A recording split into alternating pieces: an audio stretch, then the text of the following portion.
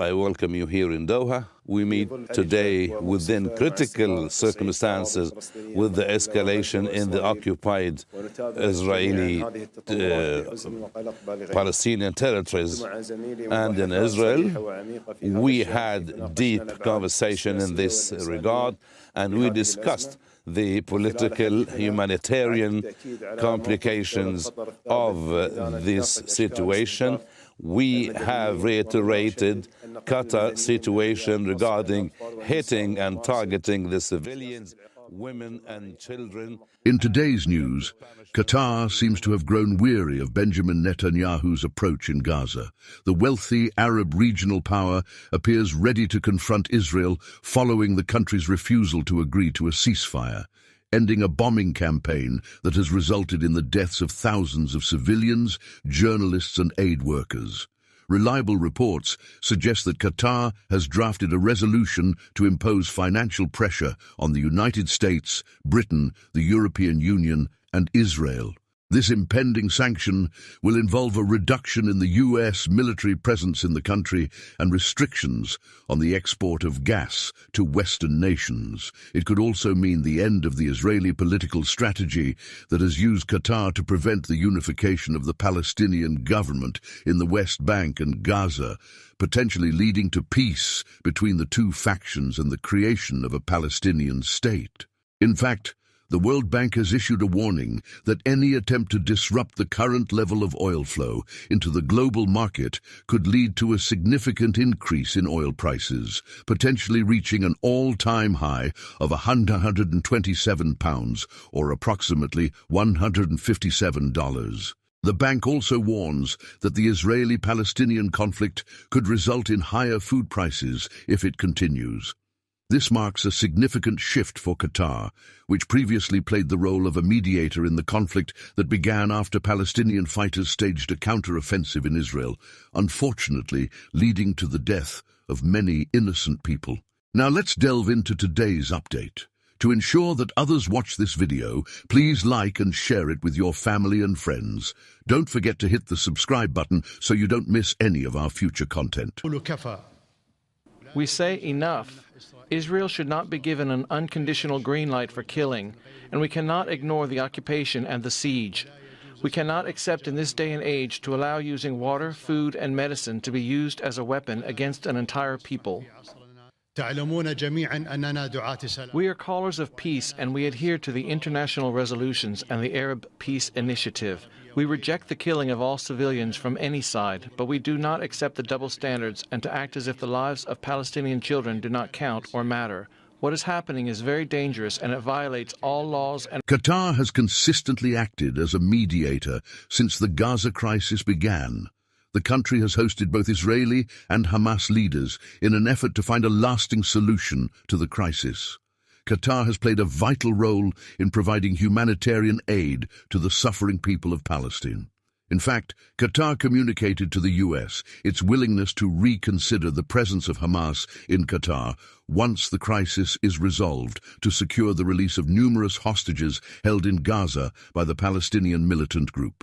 The wealthy gas-producing nation has also been crucial in negotiating with Hamas for the safe passage of Americans stranded in Gaza and the opening of the border crossing with Egypt to allow humanitarian aid into the enclave, which is under an Israeli blockade. All of these efforts were made to encourage Israel to agree to a ceasefire and alleviate the dire humanitarian situation in Gaza. However, as Israel rejects a ceasefire and insists on continuing its mission to completely dismantle Palestinian freedom fighters. כוחותינו פועלים בכל הגזרות ובכל העוצמה. ניצחוננו יהיה חד וברור. הוא יעביר מסר לאויבינו, מסר שיהדהד לדורות. המטרה של אויבינו היא השמדת מדינת ישראל. ואני אומר לכם, אני הבהרתי שאנחנו ממשיכים בכל הכוח. Qatar has decided to take more stringent actions against Israel and its supporters. On the surface, Netanyahu's decision to continue hostilities may seem rational, but it raises suspicions that Israel is intentionally escalating the Palestinian situation as a pretext for dealing with Gaza. This speculation appears to have some basis, as Israel seems to be targeting innocent women and children rather than focusing on combating Hamas. It appears that there is a deliberate strategy to prevent the Palestinians from ever having their own state. The gas-rich nation has a range of options to exert pressure on the West and Israel. Firstly, Qatar, which has sent over $1 billion to Gaza over the past decade and provided construction materials after infrastructure was destroyed in previous Israeli wars, could decide to facilitate the reconciliation of the opposing Palestinian governments in Gaza and the West Bank. This action could effectively dismantle Israel's strategy of keeping the Palestinians divided to prevent a two-state solution on the peninsula. Qatar may choose to enhance its military and trade cooperation with Iran. The country maintains strong ties with Iran, with which it shares an underwater gas field in the Persian Gulf. When several Arab states severed relations with Qatar for several years over its regional policies, Iran came to Qatar's aid. Consequently, Qatar could align itself more closely with Iran, a rival to the United States and Israel. This could lead to a challenging situation in the region, potentially necessitating the expulsion of thousands of American troops stationed in the country. Such a scenario would likely be a geopolitical disaster for the United States and the Western world. Qatar could also leverage its economic strength to exert pressure on both Israel and the West. It might choose to follow in the footsteps of Saudi Arabia during the 1973 war, when Saudi Arabia imposed an oil embargo that severely impacted the economies of Western countries. As a wealthy gas-producing nation, Qatar could decide to limit its oil supply to the world. The result would be a surge in oil prices and a significant increase in inflation worldwide. This approach could prove to be an effective way to compel countries that are unsupportive of the Palestinian cause to reconsider their stance on various occasions. If Qatar were to pursue this path, it would compound the economic challenges faced by Western economies in the aftermath of the Russian-Ukraine crisis. Since the onset of the war, oil and gas prices have risen, and Western countries have experienced economic downturns. These nations have learned the extent of their influence during times of crises and conflicts. As an Arab economic superpower, Qatar might mobilize other nations to collectively take action to penalize the West and emphasize the value of human life, regardless of nationality. Qatar could potentially realize the concerns expressed by the World Bank.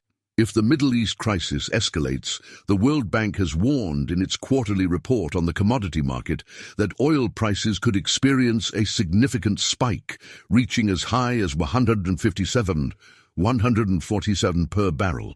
The bank also cautions that the ongoing war could result in higher food prices if it persists.